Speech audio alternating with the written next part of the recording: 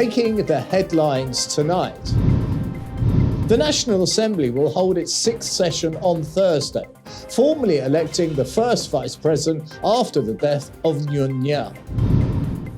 At least 27 songs have been created in response to Prime Minister Hun Sen calling for songwriters to compose a song about crying in silence. Controversial Chinese tennis star Peng Shuai appears in a tennis event in China after being reported missing, following her complaint of sexual abuse from a senior Chinese official. This is the Daily Roundup on the EAC News Channel. A very good evening to you. My name is Paolo Bonini.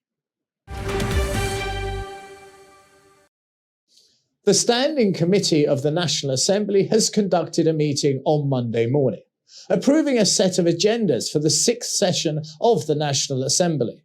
The session will be convened on Thursday, which will include the election of the first Vice President. The seat of the National Assembly's first Vice President was vacated after the sudden death of Nguyen Nhiel 2 weeks ago. EAC News reporter Dashani Gochan has the details. The National Assembly will be making important decisions on Thursday. In a meeting chaired by the President of the National Assembly, Heng Samrin, on Monday, the Standing Committee approved 6 agendas for the sixth session of the National Assembly. One is to elect the new first Vice President, taking the place of parliamentary member Nguyen Nhiel, who passed away due to illness. The National Assembly has chosen to elect Chiem Yeap as the next first Vice President. Article 87 of the Constitution of the Kingdom of Cambodia states that the Vice President of the National Assembly will be responsible for managing the work of the President in any case of his absence. The National Assembly will also assess the mandate of Un Bunham as a Member of Parliament for Kampong Thom constituency. Another agenda is the election of Chiang Vun as a member of the National Assembly Committee on Economy, Finance, Banking and Auditing, and Chiep Sivon as a member of the National Assembly Committee on Foreign Affairs, International Cooperation, Propaganda and Information. The final 3 agendas concern the discussion and approval of the draft law on the ASEAN Protocol on strengthening dispute resolution mechanisms, the discussion and approval of the 2022 draft law on finance for management, and the discussion and approval of the 2020 draft law on the payment of general state budget. Darshana Gochan, EAC News. At least 27 songs have been created after Prime Minister Hun Sen's post on Friday. The Prime Minister has posted on his social media page holding his granddaughter in tears, but not crying.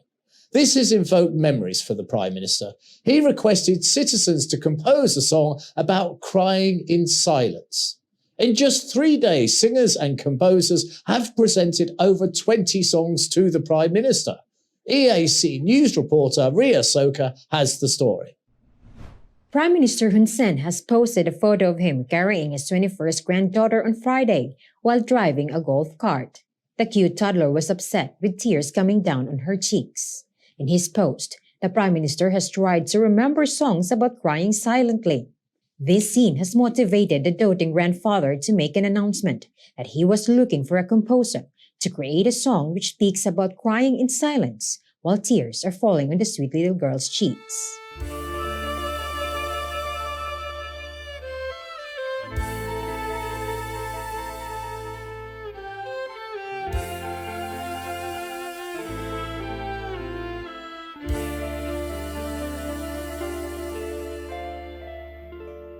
A lot of songwriters heeded the call.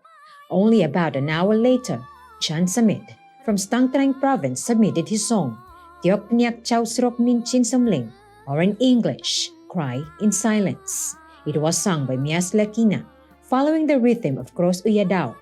The song was recorded by Khmer Family Song Band, officially released on the same day, Friday afternoon. Prime Minister Hun Sen submitted the lyrics to KFS to record it at once after receiving it. After the day was concluded, the band was able to record 4 different versions coming from different composers.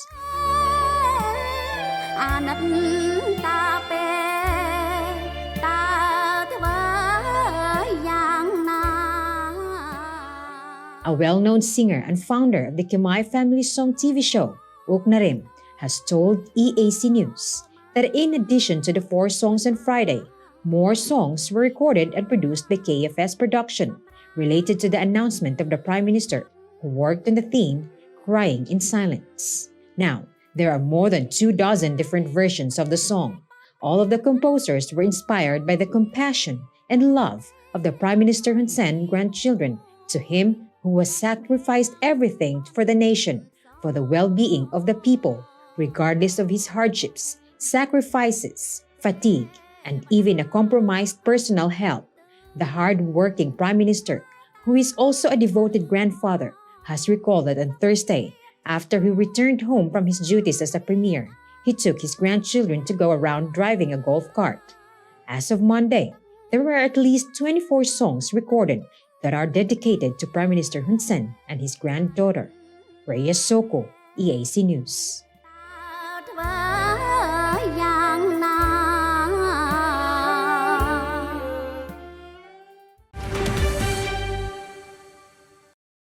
Prime Minister Hun Sen has called on China to reopen its borders to ASEAN countries to strengthen and promote tourism, economy and investment.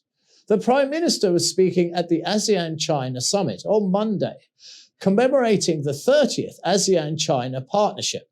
Prime Minister Hun Sen also supports the elevation of ASEAN-China relations to a comprehensive strategic partnership. EAC News reporter Dashana Gochan has the story. Prime Minister Hun Sen attended the ASEAN-China Summit together with other ASEAN leaders and Chinese President Xi Jinping on Monday. The Prime Minister took the opportunity to ask China to reopen its borders to the ASEAN countries. He says in the future, Cambodia would like to encourage China to reopen the entry-exit travel between the ASEAN-China regions in order to strengthen and promote tourism, air transport services, business activities, and trade. Prime Minister Hun Sen has also encouraged ASEAN-China to continue to strengthen regional connectivity and the Belt and Road Initiative to increase the economic potential between the two regions. He says that the ASEAN-China relationship is very important for the two entities, but also for the whole world, especially in restoring the economy and the promotion of socio-economic growth in the context of COVID-19. The Prime Minister spoke of Cambodia's commitment to elevate ASEAN-China relations to a comprehensive strategic partnership and also highlighted the adoption of the joint statement on the ASEAN-China Summit to commemorate the 30th anniversary of the ASEAN-China dialogue relations. Cambodia also welcomes President Xi Jinping's Global Development Initiative, which will become a major support for developing countries in revitalizing post-COVID-19 socioeconomic growth and promoting human rights through sustainable development and poverty reduction. He says that in this spirit, Cambodia hopes that this initiative will complement and support the ASEAN-China Comprehensive Strategic Partnership to be more meaningful and founded on an adherence to a mutually beneficial and practical cooperation. Darshana Gochan, EAC News.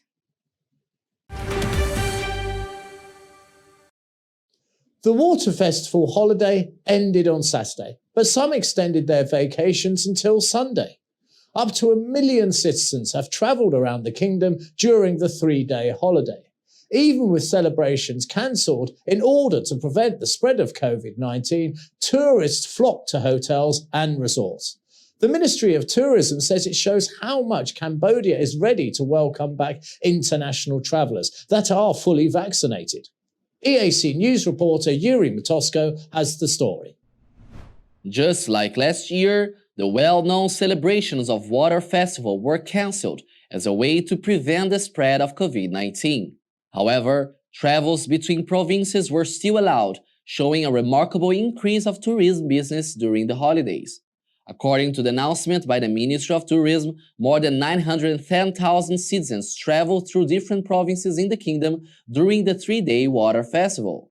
900,000 were national holiday makers and 10,000 travelers were domestic foreigner visitors. Last Sunday was the last day of the extended holiday and the busiest, with 445,000 travelers enjoying their breaks. That's up to 33.76% and 237.28% compared to the second and first days, respectively. This year's top destinations were Phnom Penh, followed by Siem Reap, Pria Sihanoukville, Kampot, Kep, Pursat, Battambang, Kampong Spun, Mundukiri, Kendal, and Ratanakiri. Even with so many people traveling between provinces, the daily infection of COVID-19 remains low. Ministry of Tourism Tong Kon has stressed how the tourism management during the water festival proves the kingdom is ready to welcome back tourists that are fully vaccinated against COVID-19. Tourists were observed to have enjoyed their holidays, but following the health measures set by the Ministry of Health. Tong Kon has congratulated municipal and provincial administrations as well as tourism departments for fully promoting the use of the standard operation procedures to prevent COVID-19. The minister has also stressed the positive effects of the holiday as it slowly bounces back of the economy, coming from tourists spending their monies during their trips. The travelers have opted to use more hotels, guest houses, and restaurant services. According to the Tourism Ministry, the Water Festival proves that Cambodia is fully ready to receive even more travelers coming from abroad. Yuri Matosco, EAC News. In an unprecedented row of 53 days, Cambodia has the lowest daily infection of COVID-19. As of today, only 37 new cases were recorded. That includes 8 imported cases.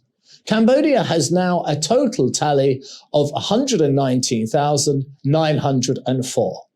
Once again, recoveries outpace the number of new cases. 40 patients were declared cured from COVID-19 overnight. They make the total recovery at 116,286. However, deaths are still being recorded, and unfortunately 5 people lost their lives last night. Cambodia's total death since the beginning of the pandemic now stands at 2,905. The kingdom's active cases have fallen to 713. The World Health Organization has continued to urge people in the kingdom to be vigilant against COVID-19, despite being fully vaccinated. WHO representative to Cambodia, Dr. Lee Alan, stresses that although Cambodia's rapid vaccination is proving successful against the virus, people still need to be cautious in their everyday life, especially when attending gatherings. She has made the statement during the Water Festival, the first and the biggest test for the kingdom after it was fully reopened. EAC News reporter Ria Soka has the story. The Water Festival holiday has marked the first big test for Cambodia since opening up the country on the 1st of November. The Minister of Tourism Tong Kon has said that the success of the vaccination program has allowed tourists to safely travel during the 3-day holiday. During the holiday, almost 1 million local and international tourists were reported to have made domestic trips across the country. With this, WHO representative to Cambodia, Dr. Lee Lan, has reiterated the reminder to people that COVID-19 is still existing. She says the COVID-19 pandemic is not over and the virus is invisible. She has reminded people to continue to be responsible and be vigilant in going around. Dr. Lee Lan has also said that the successful COVID-19 vaccine rollout in Cambodia serves as a great foundation for saving more lives, protecting the healthcare system, while reopening the economy and society safely and sustainably. However, she stresses that it must be paired with public health safety and social measures. As of Sunday, Cambodia has already vaccinated 88.07% of the total 16 million population, 100.69% for adult population with target number of 10 million, 98.56% for 12 to 17 age group, while 103.99% for 6 to 11 years old. Both age groups have over 1.8 million target number, and for the newly added age group, the 5-year-old children, the kingdom has already vaccinated 81.38% after 3 weeks of vaccination. Rhea Soko, EAC News. The gang crackdown in Banteay Minche province has resulted in a conflict between authorities and gangsters on Saturday evening. 3 police personnel were wounded when Thai and Cambodian gangs opened fire on officers. The move to the provincial armed forces in Phoi Phet was in response to public complaints near the border. EAC News reporter Yuri Matosko has the story. Bantiay Minchi Provincial Gendarmerie Commander General Born Bin has confirmed that their team was responding to complaints that there were attacks made by the group of gangsters causing public disorder. Residents at the scene have said that initially there was a dispute between Thais and Cambodians at the restaurant in Phoi Phet City. Phoi Phet City armed forces intervened to avoid commotion. But instead of abiding to the law enforcers, the Cambodian and Thai gangs have opened fire to the provincial armed forces. General Born Bing says that the gangsters have been the subjects of complaints by the residents. He says the groups were armed fire weapons and then which resulted to the injury of the 3 officers.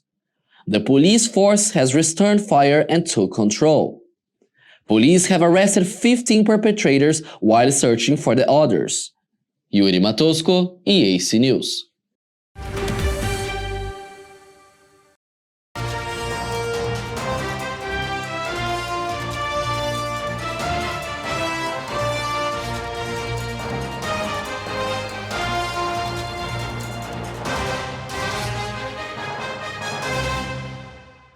Now for a look at news making international headlines this Monday, 22nd of November.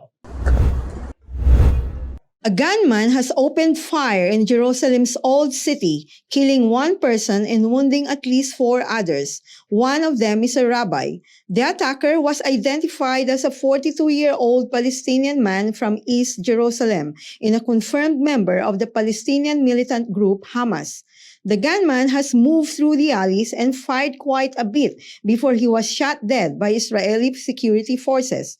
1 civilian shot by the gunman died of his wounds in a hospital. The fatality was named as Eliyahu David K., 26, a recent immigrant from South Africa who worked as a guide at the Western Wall and resided at the central city of Modain. Another was seriously hurt in the attack. He was just walking through the area as they left the nearby Western Wall, where they had been praying, still wrapped in prayer shawls, including a rabbi, and 2 Israel police officers were wounded. Internal Security Minister Omer Bar-Lev has confirmed that the attacker had a submachine gun. The attack took place near a gate to a compound in East Jerusalem that is frequent flashpoint for violence, the location of the Al-Qissa Mosque. It is one of Islam's most revered locations and also the holiest site in Judaism, known as the Temple Mount. This is the second attack in Jerusalem in 4 days. Palestinians want East Jerusalem as the capital of a future state. Israel says the entire city is its eternal and indivisible capital. Riots broke out in cities across the Netherlands on Sunday. It is the 3rd night in a row that police have clashed with mobs of angry youth who set fires and threw rocks to protest COVID-19 restrictions.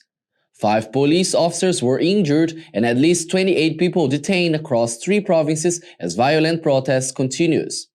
Bicycles were torched on the streets of The Hague, causing traffic delays as Dutch police on horseback attempted to restore order. Dutch authorities used water cannon, dogs and mounted police to stop rioting youths who set fires and threw fireworks in the worst disturbances since a full lockdown led to widespread disorder and more than 500 arrests in January. The latest unrest began on Friday night in Rotterdam, where police opened fire on a crowd that had swelled to hundreds during a protest that the city's mayor said had turned into an orgy of violence. 3 people believed to be hit by police bullets remain in hospital on Sunday. The protests were sparked by opposition to government plans to restrict use of a national corona pass to people who have either recovered from COVID-19 or have been vaccinated, excluding those with a negative test result.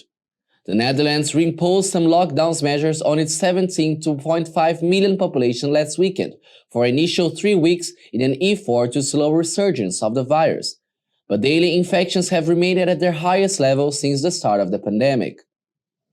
Police carried out charges on horseback and arrested 7 people, one of them for throwing a rock through the windshield of a passing ambulance.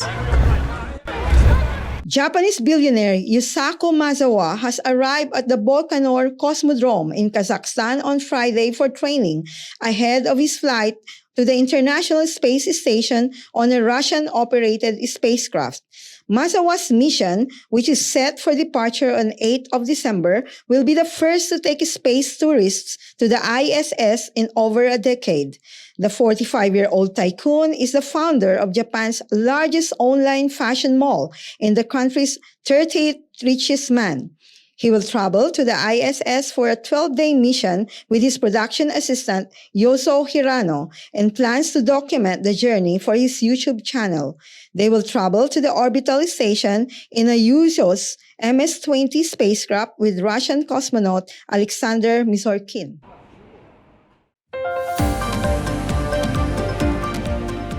After the break, a look at all the latest sports news.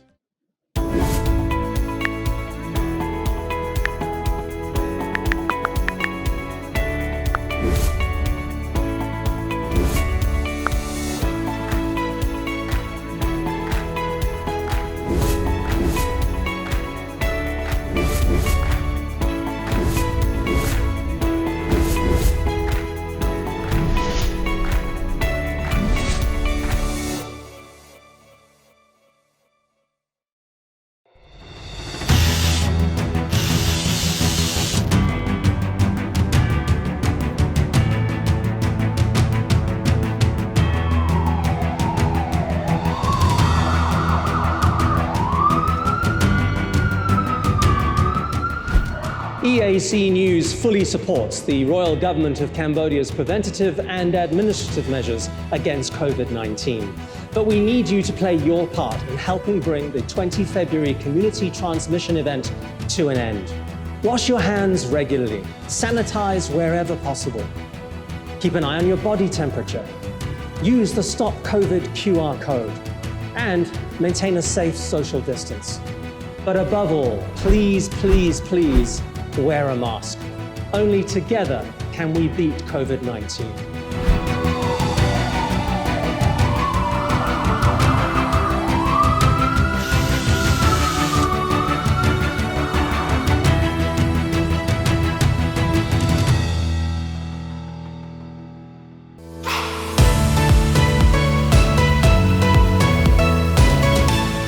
EAC News' audience is growing. Our YouTube channel has over 150,000 verified subscribers. To mark the milestone, we've received the Silver Creator Award from YouTube. It's given to channels with over 100,000 subscribers. YouTube CEO Susan Wojcicki says the award celebrates EAC News' hard work and incredible achievement. She says we brought a unique voice and style to the world, but have also created valuable connections and built a community along the way. The next milestone we're going for is 1 million subscribers, and we'd really like that Gold Creator Award. So if you're not already a subscriber, head to YouTube and search for EAC News. Subscribers get alerts when the Daily Roundup is premiering and live events are streaming. Get all the latest breaking news and updates from Cambodia in English. The EAC News channel on YouTube. Cambodia made clear.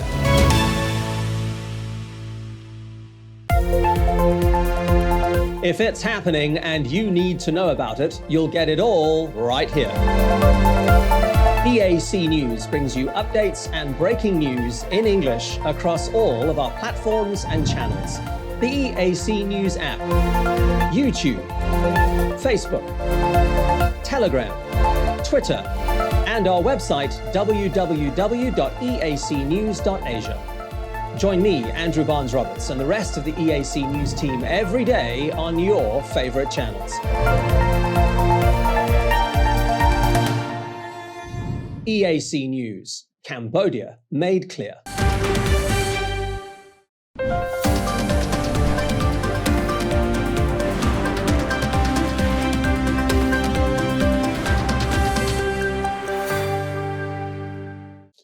Cambodia has become the official host of the Asian Youth Games 2029. The kingdom has signed for the hosting rights in Dubai on Sunday. It was announced by the Secretary of State at the Ministry of Tourism and Secretary General of the National Olympic Committee of Cambodia, Vat Chumran. Vat Chumran says that Cambodia is very proud to get the official rights to host the 5th Asian Youth Games in 2029. During the Olympic Council of Asia General Assembly in Dubai, the United Arab Emirates. OCA General Assembly was participated by 45 Asian countries, including Cambodia. Minister of Tourism Town Kun and Phnom Penh Governor Khao Sreng have led the Cambodian sports delegation in Dubai. They left the country last Saturday to plan the road ahead for international sports events.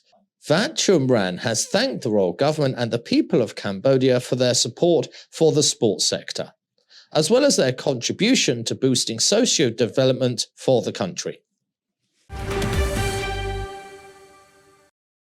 Norwegianer Ellen Vergelli and Britain's Leah Lewis were crowned champions at the 2021 Red Bull Street Style World Finals footballing event in Valencia on Saturday evening. The global competition aims to find the best overall freestyle football players in the world. In the men's final, Vergelli saw off Dutchman Jesse Marley to claim a record 3rd title. While on the women's side, Lewis, who only took up the sport 3 years ago, stunned pre-tournament favourite Augusto Minch of Poland in the final. The event saw the world's 16 best male and 8 best female freestylers put on a dazzling display of style and skill in front of the fans for the first time in 2 years due to the COVID-19 pandemic.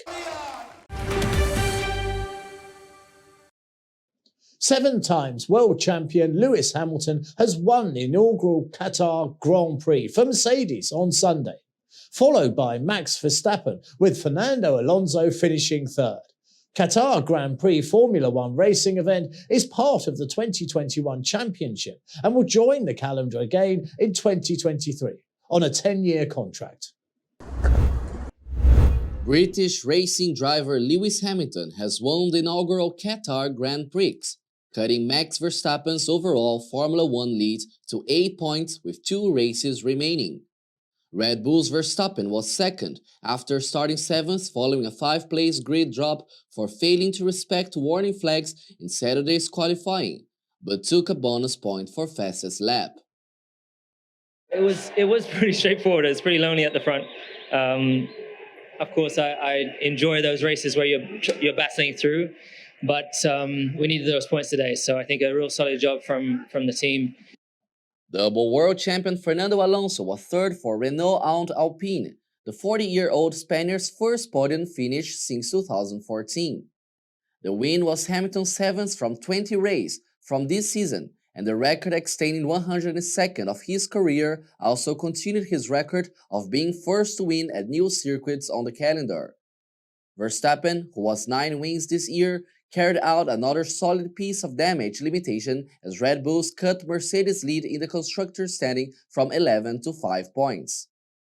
Of course, our starting position was a bit compromised, but luckily we had a really good start, and from there on I was quite quickly back into 2nd. So at the end of the day, to get that fast lap was very nice, and of course I know it's going to be difficult to the end, but I think that's nice. You know, it keeps it exciting. The Dutch 24-year-old can still win the championship with a race to spare at the next round in Saudi Arabia if Hamilton fails to score. Mexican Sergio Perez was 4th for Red Bulls with Frenchman Esteban Ocon 5th for Alpine in a race with a sudden spate of punctures late on among those trying to make a single stop work. Lance Stroll took 6th for Aston Martin ahead of the Ferrari pairing of Carlos Sainz and Charles Leclerc. Lando Norris finished 9th for McLaren and Sebastian Vettel 10th for Aston Martin. Now let's have a look at the weather and see what you can expect for tomorrow.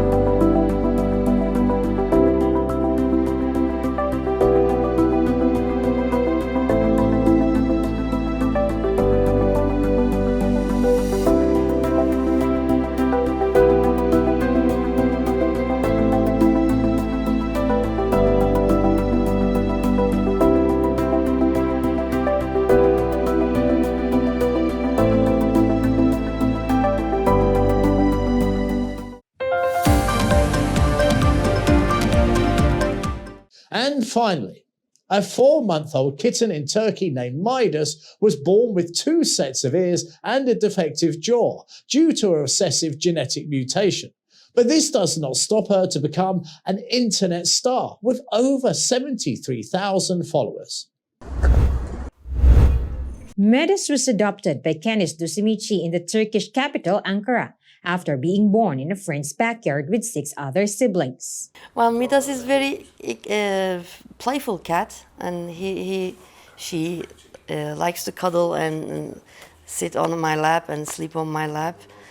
She goes along with the dog, the Suzy, and Zeno. We have another dog.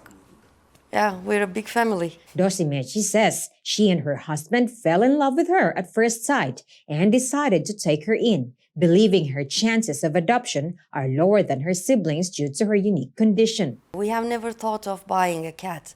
We just wanted to rescue a cat from the street, and we wanted to adopt her.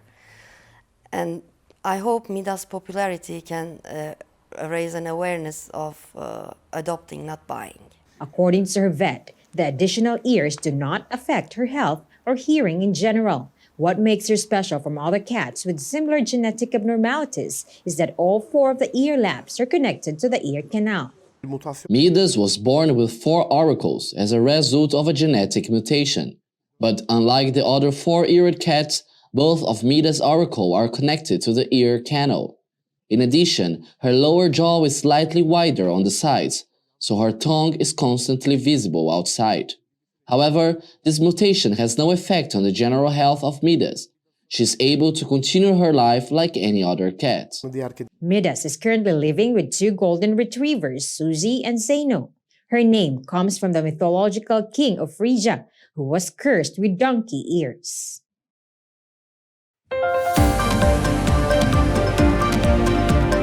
Thank you for watching the Daily Roundup here on EAC News Channel.